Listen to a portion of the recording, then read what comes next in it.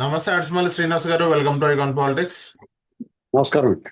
Yes sir, నిన్న జగన్మోహన్ రెడ్డి గారు press meet ఒక వీడియో అనేది రిలీజ్ చేయడం జరిగింది. సో అక్కడ జగన్మోహన్ రెడ్డి గారు చెప్తుంది ఏంటంటే, మంచి చేసిన మాకే 11 సీట్లు వచ్చినాయి అంటే ఏమి చేయలేని చంద్రబాబు నాయుడు ఈ మూలం తంటే ఆ మూలం పట్టాడు అన్నట్టు ఆయన మాట్లాడడం జరిగింది. సో ఆ స్టేట్మెంట్ పట్ల మీ స్పందన ఏంటి సార్? ఇప్పుడు అతనిలో ఫ్రస్ట్రేషన్ పీక్స్కి వెళ్ళిపోయిందండి. తీవ్ర నిరాశావాదం అనేటువంటిది స్పష్టంగా కనిపిస్తుంది. ఆ నిరాశ నిస్పృహలు ఏం చేస్తాయంటే మనిషిని విచక్షణ కోల్పోయేలా చేస్తాయి. ఓకే. ఏం మాట్లాడుతున్నారో, ఏం మాట్లాడకూడదో, ఏం మాట్లాడాలో తెలియని పరిస్థితిలోకి వెళ్ళిపోతాడు. ఓకే. ఇప్పుడు మహానాడు అనేటువంటిది తెలుగుదేశం పార్టీ సంస్థాగతంగా వాళ్ళ కార్యకర్తలని, పార్టీ నాయకుల్ని, అగ్రనాయకత్వం అందరూ కలిపి జరుపుకుంటున్న వేడుక. అది ఎన్టీ రామారావు గారి బర్త్డే సందర్భంగా, జయంతి రోజున అందరూ కలిసి వచ్చేలాగా పార్టీ ఆవిర్భావం నుంచి జరుగుతున్న ఒక వేడుక. ఆ మహానాడు కోసం కార్యకర్తలందరూ 1000 కళ్ళతో ఎదురు చూస్తారు. ప్రతి సంవత్సరం కూడా అది వివిధ ప్రాంతాల్లో పెట్టుకుని ఆ వేడుక జరుపుకుంటారు. అందులో అనేక తీర్మానాలు చేస్తారు. కార్యకర్తల నుంచి నాయకత్వం వరకు ఒక అనుసంధానం ఏర్పడుతుంది. అందులో కొన్ని తీర్మానాలు చేస్తారు. అవి పూర్తి స్థాయిలో 100% అమలైనా అవ్వకపోయినా కార్యకర్తల సంతృప్త స్థాయికి ఉంటది. అప్పుడప్పుడు ఒక్కొక్కసారి విఫలమైన, ఎందుకంటే అధికారంలో ఉంటారు, అధికారంలో లేకుండా ఉంటారు. ఇలాంటి కార్యక్రమాల్లో వాళ్ళకు ఆ కార్యకర్తలు నూతనోత్సాహం కలుగుతూ ఉంటుంది. దాని ఏంటంటే ఈ రీఛార్జ్ అవుతారన్నమాట. అది పరిస్థితి. ఆ వేడుకలో పాల్గొవాలని ఉవ్విళ్ళు వరుతూ ఉంటారు కార్యకర్తలు, నాయకులు కూడా. ఆ వేదిక మీద మాట్లాడే అవకాశం వస్తే అలా అదృష్టంగా భావిస్తారు. నాయకత్వం దృష్టిలో పడతాం అనేటువంటిది ఒక రకమైన ఇది. ఇక కడపలోనే ఎందుకు జరుపుకున్నారు మహానాడు అనేటువంటి దానికి వాళ్ళకి అది కూడా కాయలు ఉంటుంది. కడపలో మహానాడు కార్యక్రమం పెట్టుకున్నారు కాబట్టి వాళ్ళకి కొంచెం సహజంగానే మండుతుంది, బాధ ఉంటుంది, పుండిమే కారం జల్లినట్టు ఉంటుంది. ఎందుకంటే ఘోర పరాభవం అనంతరం జగన్మోహన్ రెడ్డిని అలా వదిలేయకుండా వీళ్ళు అతన్ని వాళ్ళ తాలూకు దొంగతనాలు సంవత్సరం పాటు వదిలేసినా కానీ ఇప్పుడు ఒక్కొక్కటి లాగి వాళ్ళందరినీ లోపల పంపిస్తుంటే మొదట్లో భయపడ్డారు. తర్వాత వీళ్ళు ఉదాసీనంగా పట్టించుకున్నట్టు కనిపించేటప్పటికి ఇది ఏదో బాగుందరా బాబు అని నోటికి వచ్చినట్టు మాట్లాడారు. మళ్ళా వీళ్ళు మొదలెట్టేటప్పటికి వాళ్ళకి గంగిర్లు ఎత్తిపోతున్నారు. చూడండి, ఆ సజ్జల పిల్ల సజ్జలు అన్నారు అందరం. అతను ఎవరు సజ్జల భార్గవ రెడ్డి, నాకేం తెలియదు అంతా వాలంటీర్లు చేయడం అన్నాడు సిగ్గు లేకుండా. లేకపోతే ఎవడన్నా పట్టుపడితే కాకని గోవర్ధన్ రెడ్డి నాకు తెలియదు, మర్చిపోయిన గుర్తులేదు, ఇదే క్యాసెట్ వేస్తున్నారు. ఇది దాంతో అతను కొంచెం ఈ మెల్లమెల్లగా నా దగ్గరికి వచ్చేద్దేమో అనేటువంటిది భయం, ఆందోళన ఉంది జగన్మోహన్ రెడ్డిలో స్పష్టంగా కనపడుతుంది. ఓకే. వీళ్ళు మహానాళ్ళు ఎందుకు అక్కడే కడపలో ఎందుకు పెట్టారంటే మీరు చూసుకోండి, 1983, 85, 94, ఇంచుమించు 99, 2004 వరకు కూడా రాయలసీమలో తెలుగుదేశం పార్టీ మంచి ఫలితాలు సాధించింది. ఒక్క చిత్తూరులో కొంచెం అటు ఇటుగా ఉన్న 99లో కడప వరకు కూడా మెజారిటీ స్థానాలు వచ్చి పార్టీ పటిష్టంగా బలంగా రాయలసీమలో చాలా స్ట్రాంగ్ గా ఉండే పార్టీ. 2004 తర్వాత రాజశేఖర రెడ్డి మరి రకరకాల విన్యాసాలు చేసి పరిటాల రాజేంద్ర అలాంటి చాలా ముఖ్యమైన నాయకులు కొంతమందిని హతమార్చి, శివారెడ్డి గారు లాంటి వాళ్ళు లేని పరిస్థితుల్లో రకరకాల కారణాల వల్ల పార్టీ బలహీనపడింది. చాలా అనంతపురం తప్ప మిగతా ఏరియాలో చాలా దారుణమైన స్థితికి చేరుకుంది. పార్టీ అధికారంలోకి వచ్చినా సరే కడప, కర్నూలు లాంటి ప్రాంతాల్లో పార్టీ ఆచూకీ లేకుండా పోయింది. 2014 అధికారంలోకి వచ్చిన కడప, కర్నూలులో పార్టీ చాలా పెర్ఫార్మెన్స్ అస్సలు జీరో. ఇలాంటి పరిస్థితుల్లో మొన్న జరిగిన కూటమి ఎన్నికల్లో, అంతకుముందు ఎమ్మెల్సీ ఎన్నికల్లో, కరెక్ట్గా సార్వత్రిక ఎన్నికలకు ముందు 1 సంవత్సరం ముందు జరిగిన పట్టభద్రుల ఎమ్మెల్సీ ఎన్నికల్లో కూడా తెలుగుదేశం పార్టీ గణనీయమైన ఓట్లు సాధించింది. అంతేకాకుండా ఘన విజయం సాధించింది. కానీ ఆ ఓటర్లు మా ఓటర్లు కాదన్నారు సజ్జల రామకృష్ణారెడ్డి. అప్పుడేమన్నారంటే వాళ్ళు అధికారం కళ్ళు మూసుకుపోయి మత్తులో ఉన్నారు. అంటే అధికారం అనేటువంటిది ఒక డ్రగ్ లాంటిదండి. దానికి అలవాటు పడినోడికి ఏం మాట్లాడుతున్నాడు, ఏం చేస్తున్నాడో తెలియదు. చాలా మందికి మన అనుభవం దృష్ట్యా చూస్తున్నదే. అప్పుడు ఏం మాట్లాడారంటే ఆ ఓటర్లు మాది కాదు, మా వాళ్ళంతా తమిళనాడు నుంచి దిగుతారన్నట్టు చెప్పాడు. మా వాళ్ళు పట్టభద్రులు ఉంటారు, దాని అర్థం ఏంటి? మా ఓట్లు వేసే వాళ్ళు చదువుకునే వాళ్ళు ఉంటారు, అందరూ జంగిలీ బ్యాచ్ ఉంటారని చెప్తున్నాడు. ఉమ్, దాని అర్థం అదే. ఓకే. చదువుకున్న వాళ్ళు మాకు ఎందుకు వేస్తారే ఓటు, మా వాళ్ళంతా జంగిలీ బ్యాచ్ అని దాని లెక్క. సరే, ఏదో చెప్పాడు అతను, అయాలు సమర్థించుకోవడానికి ఏదో చెప్పాడు, అయిపోయింది. తర్వాత ఇప్పుడు ఈ పార్టీ మరి ఆ విజయానికి వాళ్ళకి నిజంగా సంభ్రమాశ్చర్యాలకు లోనయ్యారు. వాళ్ళు ఊహించిన దానికి భిన్నంగా కూడా, వాళ్ళు ఎక్స్పెక్ట్ చేసిన దాన్ని మించి ఫలితాలు వచ్చినాయి. అవును. దానికి కారణం లోకేష్ గారు యువగణం పాదయాత్రను మనం ఖచ్చితంగా చెప్పాలి. ఎందుకంటే లోకేష్ గారు రాయలసీమలో మంచి ఊపు తీసుకొచ్చాడు పాదయాత్ర ద్వారా. జనాలందరిలోకి వెళ్ళటమే కాకుండా వాళ్ళ సమస్యలను పరిష్కరించడానికి తను ఏం చేయబోతున్నాడో చెప్పాడు, వాళ్ళని కన్విన్స్ చేశాడు. వాళ్ళు చెప్పింది జాగ్రత్తగా విన్నాడు.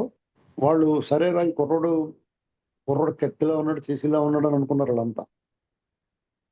తనను తాను ప్రజలకు పరిచయం చేసుకున్నాడు. అలా యాక్చువల్గా ప్రజలు తెలుసుకోవడానికి వెళ్ళాడు, కానీ తనను తాను ప్రజలకు పరిచయం చేసుకున్నాడు.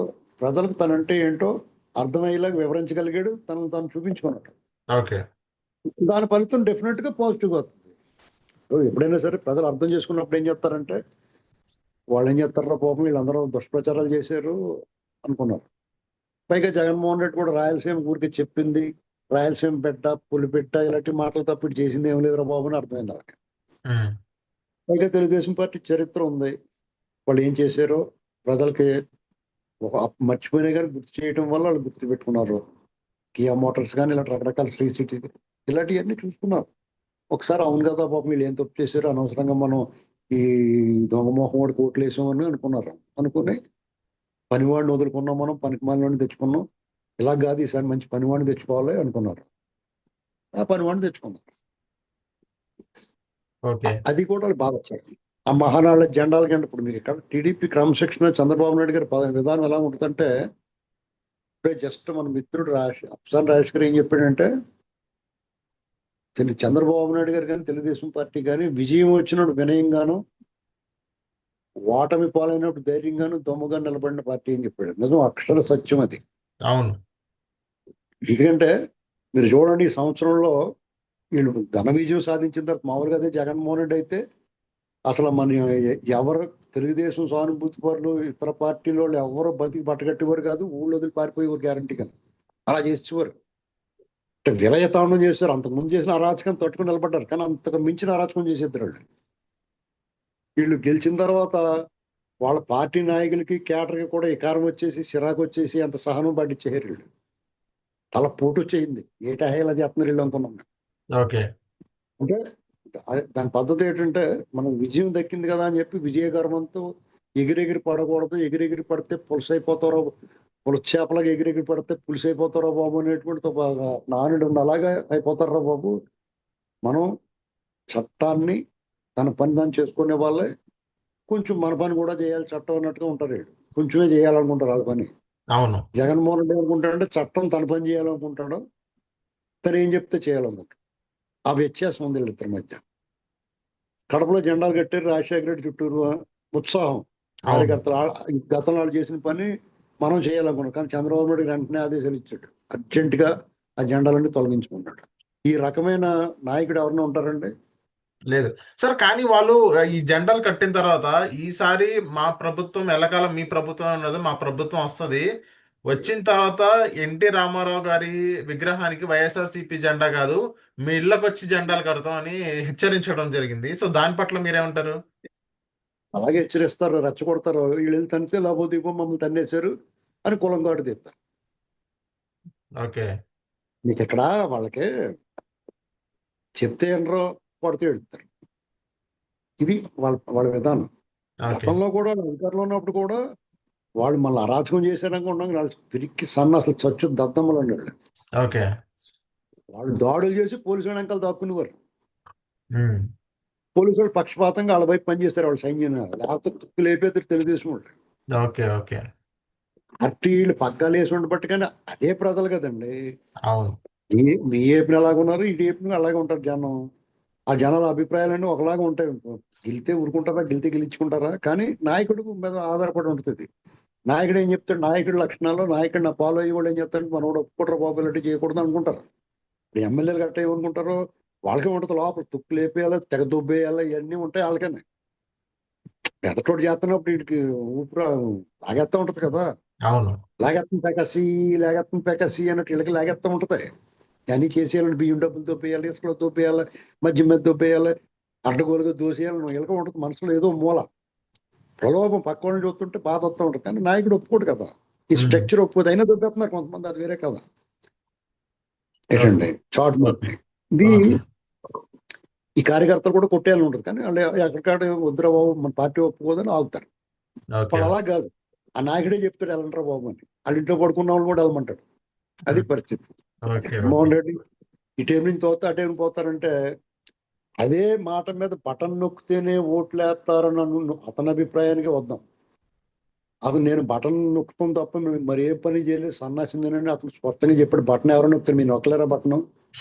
అవును. దాని సీఎం నువ్వు బటన్ నొక్కితే నువ్వు సీఎం అవ్వాలంటే బటన్ నొక్కడమే అర్హత అంటే ఎవడు మడతాడు? ఇప్పుడు ఈ 5 కోట్ల మంది నొక్కుతారు. ఓకే. ఓకే.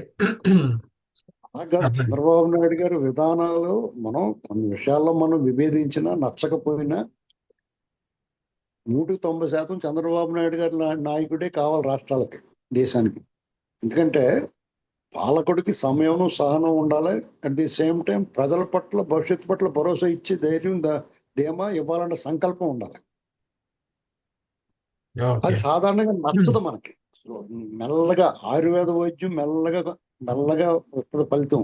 అది నచ్చదు మనకి. ఇవాళ మాత్ర వేసుకుంటే తలపోటు వచ్చినట్టు మాత్ర వేసుకుంటే తగ్గిపోవాలి మనకి, అది లెక్క. అవును. జగన్మోహన్ రెడ్డి వైరస్లు అంటాడు. కరోనా వైరస్ తగులుకుని అంటే రొంప దగ్గు తుమ్ము ఇవన్నీ వచ్చేస్తాయి. ఓకే. ఓకే. ఇది అర్థం. ఓకే. కాబట్టి అతను ఇలాగ బటన్ నొక్కుతాడు. ఇప్పుడు పెన్షన్ ఉంది, 2,000 నుంచి 4,000 చేసాడు. వాళ్ళకి మళ్ళీ జగనానికి ఎంత చూస్తారు వాళ్ళు, చెప్పండి. ఏ డ్వాక్రా వాళ్ళకి జీతాలు పెంచేశారు. ఇప్పుడు మళ్ళీ డ్వాక్రా వాళ్ళకి 2 లక్షల మందికి అంత 3 లక్షల మందికి మంచి వరం ఇచ్చేసాడు పొలమంట. వాళ్ళు ఏకంగా ఇండస్ట్రియలిస్టులు గట్రా చేస్తాడు, ఏమో చేస్తారు కూడా. ఒక్క సమస్య, రైతులు ధాన్యం కొనుగోలు విషయంలో కొంచెం ఇబ్బందులు ఉన్నాయి తప్ప మిగతా అన్ని బ్రహ్మణ. ఇప్పుడు తల్లికి వందలు పడిపోతాయి రేపు మాకు డబ్బులు. అవును. రైతుల భరోసా కేంద్రం ఇచ్చినంత కలిపి 20,000 సార్, అకౌంట్ కానీ పడిపోయినాయి ఇది అనుకోండి. ఇది సూపర్ సిక్స్ లో జగన్మోహన్ రెడ్డి గారు అంటుంది ఏంటంటే, ఇవన్నీ చిన్న చిన్న వాటిని కూడా ఫుల్ఫిల్ చేయకపోతే ఎలా, ఇవన్నీ చిన్న చిన్న హామీలు సూపర్ సిక్స్ అలాంటివి, అవి కూడా సరిగ్గా చేయకపోతే ఎలా, మీకు అసలు చిత్తశుద్ధి ఉందా అని అంటున్నారు జగన్మోహన్ రెడ్డి గారు.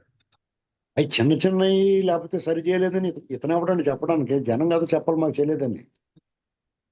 వాళ్ళు వచ్చే సంవత్సరం ఇంకా పూర్తవలేదు. రేపు జూన్ 12 ప్రమాణ స్వీకారం చేసే సంవత్సరం అవుతుంది. 11 నెలలు పూర్తయింది. ఉమ్. వాళ్ళు పెన్షన్ పెంచుతున్నారు, పెంచారు. జీతాలు ఒకటో తారీఖు ఇస్తున్నారు, ఇచ్చారు. మహిళలకి సిలిండర్లు ఇస్తామన్నారు, ఇచ్చారు. డిఎస్సి వేస్తామన్నారు, వేసారు. అన్నా క్యాంటీన్ పెడతానని పెట్టారు. అన్నా గంటలు పెడుతున్నారు, పెట్టారు. రేపు ఆల్రెడీ తల్లికి వందనం డబ్బులు బడ్జెట్ లో కేటాయించారు, ప్రకటించారు, వాళ్ళ డేట్ ప్రకటించారు. రైతుల విషయం కూడా ఆ, రైతులకు ఇస్తాను అమౌంట్ల గురించి కూడా బడ్జెట్ లో కేటాయించారు, ప్రకటించారు. ఇంకా వాళ్ళు చేయాల్సింది ఏముంది? మహిళలకు బస్సులు ఒకటే ఇవ్వాలి. ఆ దానికోసం బస్సు. కొత్త బస్సులు కొనుగోలు చేస్తున్నారు. చేయకుండా ఉన్న బస్సులు ఎక్కిండి అంటే మిగతా వాళ్ళు ఏమైపోతారు? అవును. ఇలా మనం ఎలక్ట్రిక్ బస్సు ఆర్డర్ పెట్టారు. ఈ ఆగస్టు 15 మళ్ళీ అమలు, ఫ్రీ బస్ అనేది అమలు చేస్తానని అన్నారు. ఇప్పుడు మీకు మనం మరీ అడ్డగోలుగా ఇతను ఎన్నాళ్ళు చేసాడు? తను వచ్చి తను ఏం చేయడు? ఇప్పుడు చరిత్ర మనకు చిరుపెత్త చిరిగిపోదు కదా, చెరిగిపోదు కదా. అవును. అతను ఏం చేసాడు, ఎప్పుడు చేసాడు, ఎలాగ అమలు చేసాడు అని చూస్తారు కదా. నువ్వు తాబేలులాగా మెల్లగా చేసుకుంటా వచ్చి 2,000 పెన్షన్ 3,000 5 సంవత్సరాలు చేసి నువ్వు కూడా మాట్లాడి ఓడిపోయినా అని చెప్పి అనుకుంటారు కదా జనం. అవును. లెక్కల విషయం నాణ్యమైన మద్యం లభిస్తుంది ఏంటండి. ఇప్పుడు జనాలకు కావాల్సింది ఏంటో వాళ్ళు జనరంజకంగానే ఉంది. ఇది వీళ్ళు కొట్టడం తప్ప మిగతా అన్ని బాగా చేస్తున్నారు వాళ్ళు. అవును. అర్థమైంది. వాళ్ళ మీద కేసులు కూడా పగడ్బందీగా తప్పు చేసిన వాడిని వదిలిపెట్టకుండా వెంటాడుతున్నారు. అది కూడా జనాల్లో మార్పు వచ్చింది ఇప్పుడు. టీడీపీ శ్రేణులకు ఉన్న సమస్య వాళ్ళు బాధపడాలి. ఎందుకంటే అయిన వాళ్ళు కాకలోని కానోళ్ళు కంచంలో పెడుతున్నారు బాబు వీళ్ళు అనేటువంటి ఒక బాధ ఉంది టీడీపీ శ్రేణుల్లో. వైసీపీ నుంచి వచ్చిన వాళ్ళు క్యాడర్ని కానీ లీడర్లు కానీ ఎత్తిమీ పెట్టుకున్నారు. అప్పుడున్న అధికారులను ఇప్పుడే పెత్తనం సాగిస్తున్నారు. కింద స్థాయిలో కొంచెం ఇబ్బంది పెడుతున్నారు. ఇలాంటివన్నీ కొన్ని ఉన్నాయి సమస్యలు. ఉమ్. అలాగే రైతులకి డబ్బులు ధాన్యం కొనుగోలు డబ్బులు ఇచ్చేసినాయి అని చెప్తున్నారు కానీ ఇవ్వట్లేదు. ఇలాంటి కొన్ని స్థానికంగా కొన్ని సమస్యలు ఉన్నాయి. అలాంటి సమస్యల మీద మాట్లాడాలి మాట్లాడితే, అంతేగాని వీళ్ళు ఏదో విమర్శించాలి కాబట్టి విమర్శించకూడదు. మేము ఎంతో ఓకే. కొంత కూటమికి మద్దతుగా మాట్లాడే వాళ్ళని కూడా విమర్శిస్తున్నాం, తప్పే ఉంది. ఆ అవును. విమర్శలో చేయాలి ఏంటంటే, అర్థం అంతేగాని నువ్వు అడ్డగోలుగా విమర్శిస్తే దాని విలువ ఏముంటది? అర్థమైంది. సో థ్యాంక్ యూ సార్ మా ఐకాన్ పాలిటిక్స్ వచ్చినందుకు.